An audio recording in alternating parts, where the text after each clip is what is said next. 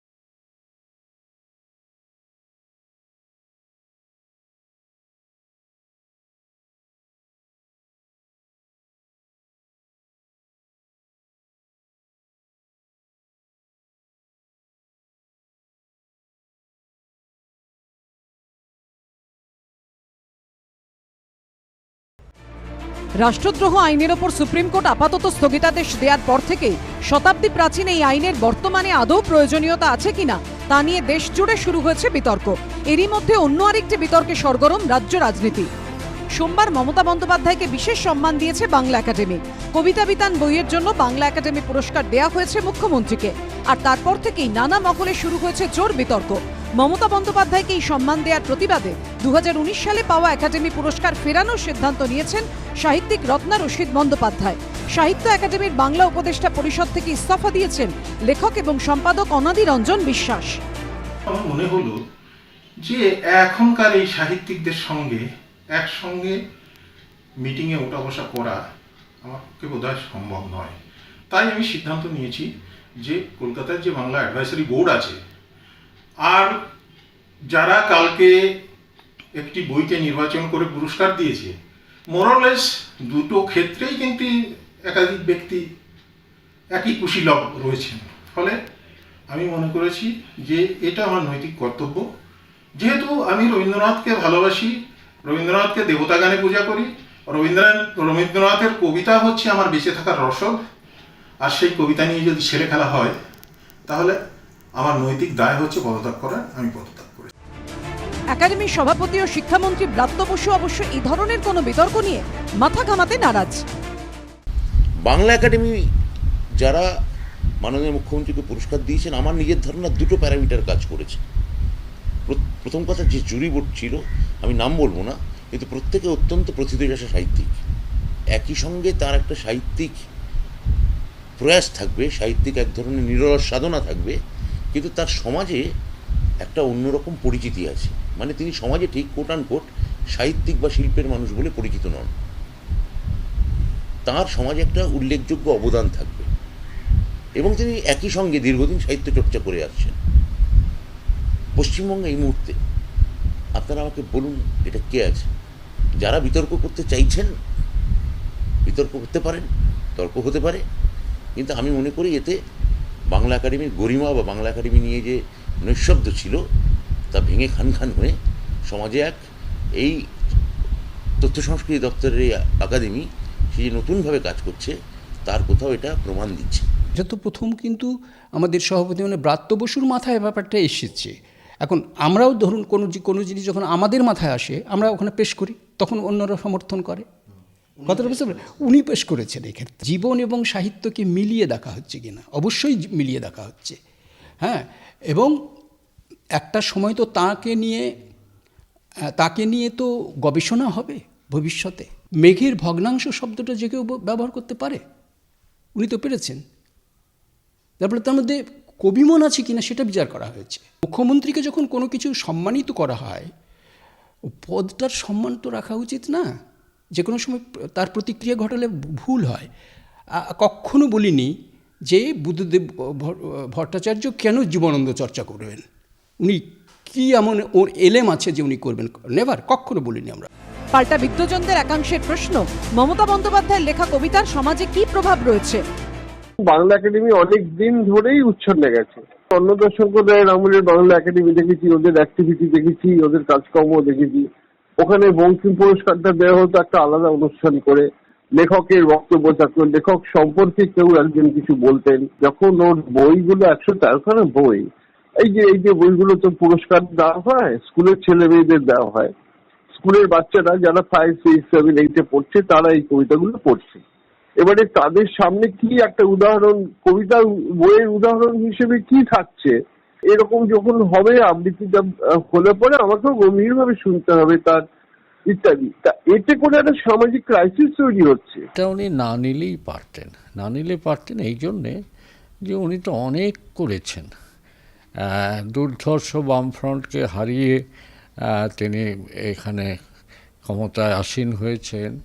মুখ্যমন্ত্রীর সম্মানটাই যথেষ্ট। জনসাধারণ তাকে ভোট দিয়ে মুখ্যমন্ত্রী করেছে, এর বেশি অলঙ্করণের কি দরকার আছে? অবশ্যই তার ভক্তরা শুনবে না, তার ভক্তরা তাকে যতভাবে পারে সম্মানিত করবে। এবং হয়তো আমি জানি না, হয়তো গানের জন্যে সঙ্গীত একাডেমির পুরস্কার হতেও পারে, আমি অনুমান করছি, বা চিত্রকলার জন্য হয়তো চিত্রকলা একাডেমির পুরস্কারের কথা তারা ভাববে। আমার মনে হয়েছে তিনি যদি একটু নিজে বিচার করেন যে তার এই কবিতার জন্যে পুরস্কারটা তাকে সম্মানিত করছে না অসম্মানিত করছে, এইটা যদি তিনি একটু ভাবেন।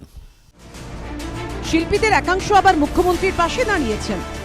বিচারক মণ্ডলীর এই সিদ্ধান্ত তারা যখন সবাই মিলে বসে ঠিক করলেন যেই পুরস্কার প্রথম বছরে,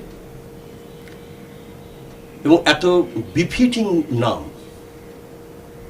বিচারক মণ্ডলীর কাছে আর বলতে গেলে ছিলই না। সুতরাং তারা মনস্থ করেন, তারা স্থির করেন, তারা ইউনানিমাসলি ডিসাইড করেন। এত কথা, এত মিম, এত দৈন্য, এত নিচুতা চোখে দেখতে পাচ্ছি। যোগ্যতম মানুষকে এই পুরস্কার দেওয়া হয়েছে। যে কমিটি মুখ্যমন্ত্রীকে বিশেষ সম্মান দেওয়ার সিদ্ধান্ত নিয়েছেন তাঁদেরই একজন বিশিষ্ট সাহিত্যিক আবুল বাসার। এরই মধ্যে আবার বিশিষ্টদের একাংশের তরফে একটি প্রতিবাদপত্র প্রকাশ করা হয়েছে। তাতে লেখা হয়েছে, আমরা মনে করি পশ্চিমবঙ্গ বাংলা একাডেমি পশ্চিমবঙ্গের জনসাধারণের সম্পত্তি। জনসাধারণের কাছে সরকার দায়বদ্ধ একাডেমির কার্যকলাপ পরিচালনার বিষয়ে। রবীন্দ্র জন্মোৎসবের মঞ্চ থেকে মুখ্যমন্ত্রী মমতা বন্দ্যোপাধ্যায়কে যে নিরলস সাহিত্য সাধনার জন্য বিশেষ ত্রিবার্ষিক পুরস্কার দেয়া হলো এবং যেভাবে দেয়া হলো, আমরা মনে করি তাতে একাডেমির মর্যাদা ক্ষুণ্ণ হয়েছে। পশ্চিমবঙ্গে সাহিত্যের ঐতিহ্যকে চূড়ান্ত অসম্মান করা হয়েছে এবং সরকারি ক্ষমতার গুরুতর অপব্যবহার করা হয়েছে। আমরা এই ঘটনার তীব্র প্রতিবাদ করি এবং কোন প্রক্রিয়ার মাধ্যমে কাদের মতামতের ভিত্তিতে একাডেমি এই পুরস্কার দানের সিদ্ধান্তে আসলেন তা নিয়ে প্রকাশ্য বিবৃতি দাবি করি। প্রতিবাদপত্রে স্বাক্ষরকারীদের মধ্যে নাম রয়েছে শিক্ষাবিদ পবিত্র সরকার, আজিজুল হক সহ অনেকেরই। এদিকে মুখ্যমন্ত্রীকে এই পুরস্কার দেয়া নিয়ে কটাক্ষ করেছেন লেখিকা তাসলিমা নাসরিন। ফেসবুকে একটি পোস্টের একাংশে তিনি লিখেছেন, মুখ্যমন্ত্রী মমতা বন্দ্যোপাধ্যায়কে বাংলা একাডেমি সাহিত্য পুরস্কার দেওয়া হয়েছে। ওর হাম্বা হাম্বা কবিতাটি ওই বইয়ে আছে তো? ভালো যে আমি আর কলকাতায় থাকি না। খুনি, ডাকাত, চোর, বদমাশ নির্লজ্জ হলে মানায়। যখন শিল্প সাহিত্য জগতের লোকেরা নির্লজ্জ হয় তখন সেই সমাজ নিয়ে সামান্য আশা করার কিছু থাকে না। ভালো যে ওই শহরে আমি আর বাস করি না। বাস করলে হতাশার অতল গহ্বরে আমায় তলিয়ে যেতে হতো। ফেসবুকে মুখ্যমন্ত্রীর লেখা কবিতা পাঠ করেন অভিনেত্রী শ্রীলেখা মিত্র, তার মধ্যে শ্লেষের সুর। এপাং ওপাং ঝপাং আমরা সবাই ড্যাং ড্যাং, চলো দেখি কোলা ব্যাং, প্রজাতির আছে কি ঠ্যাং, হরে করো কম্বা, গরু ডাকে হাম্বা, গর্জন করে অম্বা, মা ডাকেন বুম্বা। আপাতত আজকে এই দুটো কবিতায় থাকুক। আপনাদের যদি ভালো লাগে, আমি যদি ঠিকঠাক কবিতা পড়ে থাকি কবি মমতা ব্যানার্জির, বলবেন, আমি আবার পড়ব।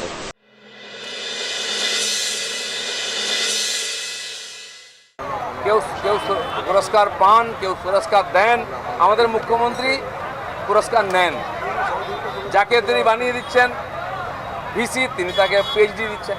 যিনি তাকে মন্ত্রী বানিয়েছেন, সাহিত্য একাডেমিতে পাঠিয়েছেন, তারা তাকে পুরস্কার দিচ্ছেন। সেই জন্য লজ্জায় তিনি নিজের হাতে পুরস্কারও নিচ্ছেন। উনি জানেন এটা অনৈতিক হচ্ছে। যাই হোক, যারা সাহিত্যের সঙ্গে যুক্ত তারা প্রতিবাদ করেছেন, এটা শুভ লক্ষণ। কারণ বাংলার সঙ্গে বাংলার সাহিত্যেরও বিসর্জন হয়ে যাচ্ছে। কাব্য সাহিত্য এই বিষয়গুলোর রাজনৈতিকগতভাবে তো বিরোধিতা করার কথা নয়। তো যে মানুষগুলো করছেন তারা বায়াসড এবং তারা কোনো না কোনো রাজনীতি দ্বারাই প্রভাবিত। তাই তারা ঈর্ষান্বিত হয়ে এই ধরনের কথা বলছেন, যা বলাটা ঠিক নয়। দেখুন, জনমনে এটা প্রতিষ্ঠিত যে যারা এই পুরস্কার মুখ্যমন্ত্রীকে দিলেন তারা চাটুকারিতা এবং নির্লজ্জতার সমস্ত সীমা অতিক্রম করে গেছেন।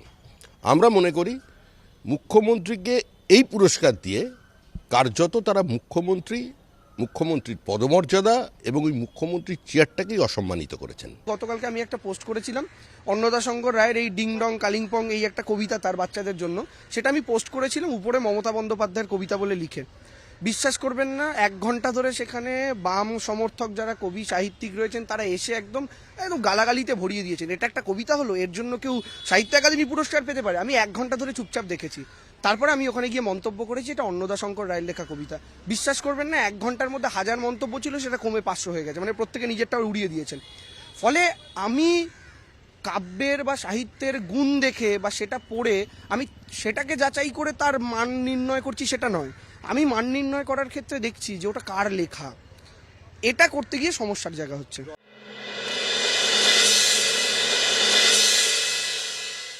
क्योंकि अगर आपको बीजेपी के साथ लड़ना है तो ट्विटर फेसबुक में लड़ाई नहीं करना, जमीन में लड़ाई करना है।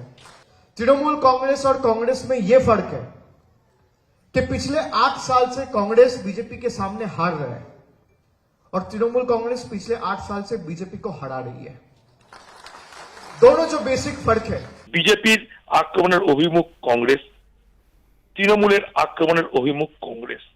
বিজেপি সকাল থেকে রাত পর্যন্ত কংগ্রেস আর রাহুল গান্ধী বিরুদ্ধে গালাগালি দিয়ে কংগ্রেসকে দুর্বল করে। একই কাজ করছে বিজেপির ছোট ভাই হিসাবে তৃণমূল। রাহুল গান্ধী সারা ভারতবর্ষের যে কোনো প্রান্তে রাহুল গান্ধীকে সবসময় আপনারা দেখতে পাচ্ছেন। কমসে কম টুইটার করে ভারতবর্ষের মানুষকে তো বলছে মোদির বিরোধিতা করার জন্য, এগিয়ে আসার জন্য। ত্রিপুরার পর এবার অসমে জমি তৈরির চেষ্টা করছে তৃণমূল। গত বছরের অগস্টে অসমের শিলচরের প্রাক্তন কংগ্রেস সাংসদ সুস্মিতা দেব, দিন কয়েক আগে অসম প্রদেশ কংগ্রেসের প্রাক্তন সভাপতি রিপুন বোরা তৃণমূলে যোগ দিয়েছেন। এই প্রেক্ষাপটে বুধবার গুয়াহাটিতে প্রথমবার তৃণমূলের কর্মসূচিতে যোগ দিয়ে কংগ্রেসকে আরও একবার তীব্র আক্রমণ করলেন অভিষেক বন্দ্যোপাধ্যায়। आपके सामने मैं खड़ा हूं, मुझे 10 बार ईडी बुलाया है, 10 बार सीबीआई बुलाया है, मेरा घर रेड किया। ईडी सीबीआई दिखा के तृणमूल को डराने धमकाने का काम जो करता है वो बेवकूफी का काम कर रहा है। कांग्रेस को जैसे दबा के रखते हैं या दूसरे दलों को जैसे दबा के रखते हैं वैसे उनको दबा के रखेंगे। हम दबने वालों में से नहीं है। কয়লা চোররা যখন ইডির দপ্তরে যায়, এই যে নেতা ইডির দপ্তরে গেল, ইডির দপ্তরে 9 ঘন্টা জিজ্ঞাসাবাদের পর সে কংগ্রেসের বিরোধিতা করতে আরম্ভ করলো। তার আগে কোনোদিন কংগ্রেসের বিরোধিতা করেনি। চোরের মায়ের বড় কথা বলে একটা কথা আছে, যাদের মাথা ঝুঁকে আছে লুট করার জন্য, তারা যদি বলে আমরা মাথা ঝোঁকাবো না, তাদের মাথা তো স্ট্রেইট হতে পারবে না, হেড হয়েই থাকবে। এবং সেই কারণেই তো নানাভাবে নানা রকম কাণ্ড কারখানা চলছে, আমরা বুঝতে পারছি। এটা ঠিক, ইডি সিবিআই তাদের যে ভূমিকা পালন করা উচিত ছিল তারা তা পালন করছে বলে আমি মনে করি না। সবাই জানেন যে কোটি কোটি টাকা লোপাট হয়ে যাচ্ছে, পাচার হয়ে যাচ্ছে, কয়লায়, বালিতে, গরুতে, সোনায়, সবাই জানে কোথায় যাচ্ছে, কে নিয়ে যাচ্ছে। পশ্চিমবঙ্গ সরকার কিছু জানে না, দিল্লির সরকার কিছু জানে না। কয়লাকাণ্ডে অভিষেক বন্দ্যোপাধ্যায়কে একাধিকবার দিল্লিতে সমন করেছে কেন্দ্রীয় সংস্থা ইডি। অভিষেকের স্ত্রী রুচিরা বন্দ্যোপাধ্যায়কেও রাজধানীতে তলব করা হয়েছে। গত বছর দিল্লিতে ইডির জিজ্ঞাসাবাদের মুখোমুখি হওয়ার পরও কংগ্রেসকে নিশানা করেছিলেন অভিষেক। সৌম্যবাবু, অভিষেক বন্দ্যোপাধ্যায় বলছেন হাতেই পদ্মফুল থাকে। মানে হাসি পাচ্ছে, ভারতবর্ষের মানুষ হাসছে যে ওনার, আমার মনে হচ্ছে যে তৃণমূলের একটা সিইএস রোগ হয়েছে, সিইএস মানে সিবিআই ইডি সিনড্রোম। তো সিবিআই ইডি সিনড্রোম হলে তখন এরকম ভুলভাল বকে। তো এতদিন তো পচা ডোবা বলেছেন, এতদিন তো বলেছেন কংগ্রেস কিছু করছে না। তো বিজেপি তৃণমূলের গোয়াতে এখন মরক লেগেছে, সেই মরকে এখন পচা ডোবার জল যাকে বলেছিল সেটা যদি একটু খেয়ে একটু বাঁচা যায় আর কি। আগে 32টা ক্যান্ডিডেট ঠিক করুন, 32টা ক্যান্ডিডেট নেই, আর এর দল ওর দল। আপনি বলতে পারেন এই যে পলিটিক্যাল পোচিং যেটাকে বলে চোরা শিকারী, এরা গিয়ে সারাটা গোয়ার মধ্যে শুধুমাত্র কংগ্রেসকে দুর্বল করার জন্য ইডি আর সিবিআই দপ্তর থেকে বেরিয়ে কংগ্রেসকে অ্যাটাক করতে হবে, বিজেপিকে খুশ করতে হবে। এই খুশ করতে গিয়ে কি হলো, খুশ করতে গিয়ে ধরা পড়ে গেছে, পলিটিক্যাল কোচিং করেছে। একটা নাম করতে পারবেন বিজেপির একজন এমএলএ, একজন কর্মীকেও তৃণমূলে নিয়েছে? উত্তর না। এরা এখন গোয়াতে এখন একটা সুন্দর কথা বলছে জানেন তো সুমনবাবু, গোয়াতে ওই একটা নতুন একটা স্লোগান ছিল, একটা অ্যাডভার্টাইজমেন্ট ছিল, মেলোডি খাও খুদ জান যাও, মানে তৃণমূলে যাও টাকা কামিয়ে নাও। এখন এটাই চলছে গোয়াতে। সুমনবাবু, এই যে সৌম্য, আমরা যখন কংগ্রেস করতাম ও আমার সঙ্গে ছাত্র পরিষদ করতো, দীর্ঘদিনের পরিচিত। ওকে একটু আমি কয়েকটা সংখ্যা একটু মনে করিয়ে দিচ্ছি, তাহলে মানুষ যারা শুনছেন তাদের পক্ষেও সুবিধা হয় যে কেন তৃণমূল কংগ্রেস বা আজকে অভিষেক বন্দ্যোপাধ্যায় কেন এই কথাটা বলেছেন। তার কারণ হচ্ছে, আপনি যদি গত বিধানসভা গোয়াতে নির্বাচনী ফলাফলটা দেখেন, গোয়ায় 40টা আসন, কংগ্রেস 17টা আসনে জিতেছিল, বিজেপি 13টা আসনে জিতেছিল। এবং তৎকালীন কংগ্রেস গোয়া নেতৃত্ব সরকার গঠনের জন্য যখন প্রস্তুত হচ্ছে এবং রাজ্যপালের কাছে গিয়ে তারা দাবি জানালো সরকার গঠনের জন্য 4টে বিধায়কের দরকার, 10 জন কিন্তু অন্যান্য পার্টির লোক ছিল, কংগ্রেস রেডি। দিগ্বিজয় সিং কংগ্রেসের সর্বভারতীয় সাধারণ সম্পাদক, তার ধমক দিলেন যে সরকার হবে না। আর বিজেপি কি করলো, 13টা আসনে জিতেছিল, কংগ্রেস থেকে ভাঙিয়ে লোক নিয়ে গিয়ে বিজেপি সরকার করে দিল 5 বছরের জন্য। এই জন্যই তো অভিষেক বন্দ্যোপাধ্যায় আজকে বলেছেন যে কংগ্রেস এই যুক্তি মহুয়া মৈত্র দিয়েছেন যে যারা 2017-তে বিজেপির সরকারটা হতে দিল, যারা নিজেরা সরকার করতে পারলো না, যারা ব্যর্থ হয়েছে, তারা কি করে বিজেপিকে গোয়া থেকে সরাবে? আবার তো চলে যাবে সব বিজেপি, কংগ্রেসকে ভোট দিলে তারা আবার বিজেপিতে চলে যাবে। আমার কথা হচ্ছে সমীরদা আচ্ছা বলে দিই, সমীরদা বলে দিই, অনেকক্ষণ বলেছেন উত্তরগুলো দাও না, লাইনে সমীরদার বয়স হচ্ছে তো স্মৃতিভ্রম হচ্ছে, নির্বাচনের আগে 182 জন বিজেপিতে ট্রান্সফার করে দিয়েছিল। এরা কার কথা বলে? পশ্চিমবঙ্গের রায়বেরিলির এমএলএ পালিয়ে গেছে। আরে বলতে দেবে তো, উত্তরপ্রদেশ বলতে দাও, তুমি সিনিয়র লোক, আরে সিনিয়র লোককে বলতে দাও, আরে বিরোধীদের বলতে দিতে হয়। আরে বিরোধীদের কথা হচ্ছে যে এরা বলবে কি 182 জনকে ট্রান্সফার করেছে, এখন আবার নিয়ে নিচ্ছে। আপনি অবস্থানই বুঝতে পারবেন না বিজেপির সাথে এদের অবস্থান কি আছে। 6ই ডিসেম্বর 2021 স্বস্তিকা পত্রিকা আরএসএস বলছে যে তৃণমূল কংগ্রেস দায়িত্ব নিয়েছে সর্বভারতীয় ক্ষেত্রে বিজেপিকে সুবিধা করার জন্য কংগ্রেসকে দুর্বল করতে হবে। এটা কংগ্রেস বানিয়ে এনে এটা বিভ্রান্ত করছে মানুষকে। ওটা বিভ্রান্ত করার জন্য নিয়ে এসেছে। মুখ লুকোবে মিথ্যা কথা। আরে মুখ লুকোবে কোথায়? পশ্চিমবাংলায় শূন্য হয়েছে, আরে সারা ভাই, ভারতবর্ষে নিশ্চিহ্ন বিজেপির হচ্ছে। তামাক খেয়ে, দলটাই বিজেপির এ বলা সুপুরি ছাড়া নিয়ে- তোমাদের তো কোনো রাস্তা নেই। আমি সন্ধ্যা একটা কথা তার বলি। আগে জবাবটা দাও, আপনি তোমরা সন্ধ্যা বল একটা রাখতে কথা বলি। পারছো না কেন? লোকসভা ভোটের আগে তৃণমূল যেভাবে অসমে জমি তৈরির চেষ্টা করছে, ঠিক সেভাবেই বিধানসভা ভোটের আগে গোয়ায় সেই চেষ্টা শুরু করেছিল তৃণমূল। সমুদ্র পারের রাজ্যে কংগ্রেস ছেড়ে তৃণমূলে যোগ দেন একাধিক নেতা। অভিষেক বন্দ্যোপাধ্যায় নিজে একাধিকবার গোয়ায় যান। কংগ্রেসের অভিযোগ ছিল গোয়ায় বিরোধী ভোট ভাগ করে বিজেপি সুবিধে করে দিতে চাইছে তৃণমূল। অন্যদিকে গোয়ায় দাঁড়িয়ে কংগ্রেস বিজেপির আঁতাতের অভিযোগ তোলেন অভিষেক বন্দ্যোপাধ্যায়। শেষ অবধি অবশ্য গোয়ায় কোনো দাগ কাটতে পারেনি তৃণমূল। একটিও আসনে জিততে পারেননি তৃণমূলের প্রার্থীরা।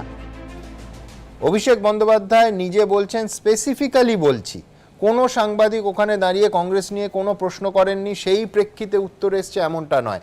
স্বতঃপ্রণোদিতভাবে বলছেন যে তৃণমূল দল কংগ্রেসের মতো ঘরে বসে যাবে না, অর্থাৎ আপনারা বিজেপি বিরোধী লড়াইতেই নেই, ঘরে বসে গেছেন। আসল লড়াইটা লড়ছে তৃণমূল। মানবেন আশুতোষ? অজন্তা সার্কাস কোথায় চলছে তার দায়িত্ব তো আমরা নিতে পারবো না। এখন মুশকিল হচ্ছে দুটো তিনটে কথা বলি। সিবিআই ইডিকে যেভাবে মোদি এবং অমিত শাহ ব্যবহার করছে গোটা বিরোধী রাজনৈতিক যারা নেতারা রয়েছে তাদের বিরুদ্ধে, সে এখানকার দল হোক ওখানকার দলে যে দল হোক, এটা নিন্দনীয়। এক। দুই, সেটা হচ্ছে যে অধীর চৌধুরী খুব ঠিকই তো বলেছেন কথাটা, যে মমতা ব্যানার্জি নিশ্চয়ই এই বক্তব্যের সাথে সায় দেবেন না, তার কারণ কংগ্রেসকে নতুন করে প্রমাণ দেওয়ার কিছু নেই। আজকে আরএসএস এবং বিজেপির সাথে যদি না লড়তো সেই তৎকালীন হিন্দু মহাসভা, তাহলে আজকে ভারতবর্ষের কনস্টিটিউশনটাও থাকতো না এবং অন্য চিত্র ধরা পড়তো আজকে। 3 নম্বর কথা, সেটা হচ্ছে আগুনটা আমাদের বুকে রয়েছে, আগুনটা আমাদের পেটে নয়। সেই জন্য সরাসরি রাহুল গান্ধী নেমে রাস্তায় লড়াই করেন, পার্লামেন্টে লড়াই করেন, সব জায়গায় লড়াই করেন। এটা বুঝতে হবে যারা এই বক্তব্য রাখছেন। আমি মনে করবো এটা সচেতনহীন মন্তব্য। আর একটা কথা, সেটা হচ্ছে যে কংগ্রেসের যদি কোনো প্রয়োজন থাকতো, আমি কয়েকটা কথা বলি, যে বলছিলেন না আপনি আপনার প্রতিবেদনে 1998, 99, 2004, 2006 এগুলো একটু মনে করতে হবে তাহলে তৃণমূলকে বলার আগে। মণিপুরে তৃণমূলের বিধায়ক বিজেপির সাথে ঘর করে বেড়াচ্ছে, এগুলো মনে করতে হবে। লক স্টক অ্যান্ড ব্যারেল তৃণমূলের, মানে কংগ্রেস ভাঙিয়ে তৃণমূল ত্রিপুরাতে, তারপরে লক স্টক অ্যান্ড ব্যারেল বিজেপিতে, এটাও একটা তো চিন্তার ব্যাপার, এগুলো তো উত্তর দিতে হবে। আশুতোষ দুটো জায়গা বলছে, একটা জায়গা দেখলাম অধীর চৌধুরীও বলছেন, যেটা হচ্ছে কাউকে খুশি করার চেষ্টা করছেন এবং মাননীয় সাংসদ তিনি বাইরে এসে এই কথা স্বতঃপ্রণোদিতভাবে কংগ্রেসের বিরুদ্ধে কেন বলছেন সেই নিয়ে তীব্র ক্ষোভ। কুণাল ঘোষ? আমি একদম খুব সংক্ষেপে বলবো যে বিষয়টা হচ্ছে যে চড়া আক্রমণ অভিষেক করেছে, ওই পরিস্থিতিতে এর থেকে বেশি বিজেপিকে কি আক্রমণ করবে আমি জানি না। দ্বিতীয়ত আমি যে বিষয়টা বলতে চাই যে অভিষেকের মূল বক্তব্যটা কি, এখানে কিন্তু মমতা বন্দ্যোপাধ্যায় একরকম ভাবছেন, অভিষেক বন্দ্যোপাধ্যায় একরকম ভাবছেন, এই ধরনের বোকা বোকা আলোচনার কোনো যুক্তি নেই, এটা কংগ্রেস নেতৃত্ব আশা করি অনুভব করবেন। বিষয়টা এই যে তৃণমূল বোকা বোকা মন্তব্য কিন্তু আমরা চাই না, লজিকটা বলতে দাও আসুক, যে তৃণমূল কিন্তু কোথাও কংগ্রেসকে বাদ দিয়ে বিকল্প জোটের কথা বলেনি। তৃণমূলের বক্তব্য হচ্ছে কংগ্রেস তার দায়িত্বটা ফেল করেছে কোথাও, সেজন্যই না কোথায় ফেলিয়ারটা মাঝপথে কথা বললে তো মুশকিল। দেশে অন্তত 250টা আসন আছে মিনিমাম, যেখানে বিজেপি বনাম কংগ্রেসের লড়াইয়ের জায়গা, সেই জায়গাটায় কংগ্রেস ফেল করছে বলে 2019-এ এতগুলি আসন নিয়ে বিজেপি আসতে পারে। আমি ছোট্ট উদাহরণ দিচ্ছি, ছোট্ট উদাহরণ, রাহুল গান্ধী বা সোনিয়া গান্ধী, আমি রাহুল গান্ধীর কথা বলছি, তিনি তো সত্যি কংগ্রেসের নেতা। আপনি বলুন তার যদি মিনিমাম সিরিয়াসনেস থাকতো, তাহলে 2016 সালের বিধানসভা নির্বাচনের আগে পার্ক সার্কাসের শেষ কলকাতায় রাজনৈতিক কর্মসূচি করেছেন। 5 বছর হয়ে গেছে, 21 বাংলার বুকে কলকাতায়, একবার বোধহয় নর্থ বেঙ্গল এসে চলে গেছেন। এই সিরিয়াসনেসটা কোথায়? আমিও তৃণমূলের সিরিয়াসনেস নিয়ে প্রশ্ন করছি কুণাল দা আপনাকে, আপনি আমার কাছে শ্রদ্ধেয়, আপনাকে আমি বলি, দাদা একটা লাইন বলতে দিন, একটা লাইন বলতে দিন, কিন্তু এই জায়গাটা একটা লাইন বলতে দিন। আরে বিজেপি এতগুলো শ্রীবৃদ্ধি করলো কি করে, পশ্চিমবঙ্গে এতগুলো আসন, এটা তো সবচেয়ে বড় প্রশ্নের জায়গা। লোকসভা আসন কি করে এত জেতে বিজেপি শাসিত ত্রিপুরা ও গোয়ার পর এবার অসমে জমি তৈরির চেষ্টা শুরু করেছে তৃণমূল। বুধবার সেখানে গিয়ে কেন্দ্রীয় এজেন্সির সমন নিয়ে ফের বিজেপিকে চ্যালেঞ্জ ছুড়লেন তৃণমূলের সর্বভারতীয় সাধারণ সম্পাদক। পাল্টা জবাব দিয়েছে বিজেপি। बीजेपी को उखाड़ने के लिए जिस हद तक जाना पड़े, जो करना पड़े हम करेंगे, हम सर नहीं झुकाएंगे। हमारा गला भी अगर काट दे, हमारा शरीर का आखिरी खून का बूंद तक हम लड़ते रहेंगे। আমরা তো প্রথম থেকেই বলছি তৃণমূল এভাবে কোনো রাজনৈতিক দল তৈরি করা যায় না। এটা আপনার টেনিস ম্যাচ নয়, ওয়াইল্ড কার্ড এন্ট্রি নেই এখানে, এখানে নিচ থেকে খেলতে খেলতে আসতে হয়। সেটা আপনারা গোয়ায় দেখেছেন, ত্রিপুরায় দেখেছেন, আরও কোথায় কোথায় নাকি দল খোলা হয়েছিল, সেগুলো তো এখন মোটামুটিভাবে বন্ধ হয়ে গেছে, চলে যাচ্ছেন। এত সহজ রাজনীতি নয়। আর উনি যে গণতান্ত্রিক দেশ, উনি যেতেই পারেন, আসামের কোনো মানুষ তাকে বহিরাগত বলবে না। সদ্য সমাপ্ত গুয়াহাটি পুরসভার ভোটে ৯৫% বেশি আসনে জিতেছে বিজেপি অগপ জোট। ২০১৬-র পর গত বছর বিধানসভা নির্বাচনে জিতে টানা দ্বিতীয়বার অসমের ক্ষমতায় রয়েছে বিজেপি। ২০১৯-এর লোকসভা ভোটে উত্তর পূর্বের এই রাজ্যের ১৪টি আসনে ৭টি দখল করে গেরুয়া শিবির। এই পরিস্থিতিতে তৃণমূল চেষ্টা করছে একদা অসমের স্ট্রংম্যান বলে পরিচিত সন্তোষ মোহন দেবের মেয়ে সুস্মিতা দেবকে সামনে রেখে ব্রহ্মপুত্র পাড়ের রাজ্যে জায়গা তৈরি করতে।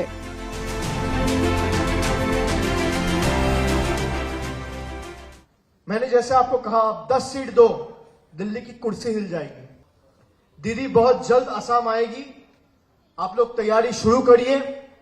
जितना बूथ असम में है, हर एक बूथ में तृणमूल कांग्रेस का फुल फ्लेजेड कमेटी होगा। अरे भाई 6 साल से तुम्हारा डबल इंजन सरकार है। डबल इंजन सरकार का मतलब क्या है? मतलब डबल चोर। यहाँ भी लोग चोरी करेंगे, दिल्ली में भी चोरी करेंगे। असम चलाएगा, असम दिल्ली का रिमोट कंट्रोल नहीं रहेगा। প্রচুর টাকা তুলেছেন রিসেন্টলি পশ্চিমবঙ্গ থেকে ৬০০ কোটি টাকার ইলেকটোরাল বন্ড তৃণমূল কংগ্রেস এই বিগত ১ বছরে সরকারে থাকা অবস্থায় তুলেছে।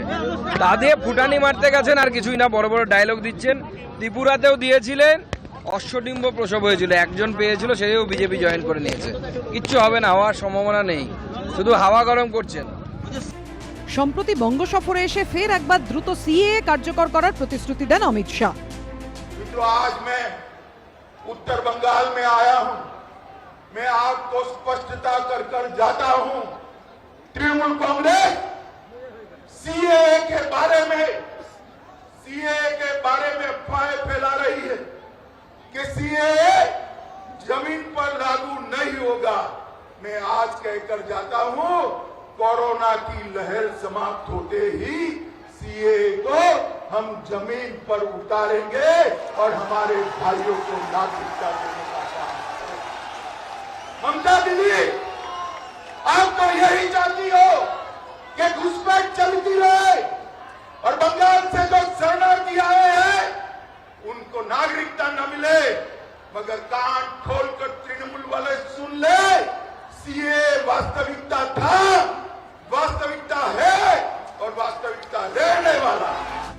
এরপরই অসম সফরে যান অমিত শাহ। কিন্তু বাংলায় সিএএ কার্যকর করা নিয়ে সরব হলেও অসমে কেন এই ইস্যুতে চুপ রইলেন অমিত শাহ? এদিন এই প্রশ্নই তুলেছেন অভিষেক বন্দ্যোপাধ্যায়।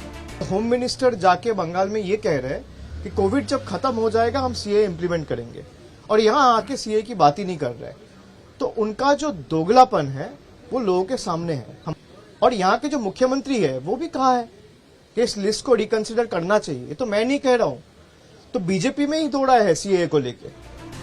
আগামী দিনে মমতা বন্দ্যোপাধ্যায় অসম সফরে যাবেন বলে জানিয়েছেন অভিষেক বন্দ্যোপাধ্যায়। এবিপি আনন্দ।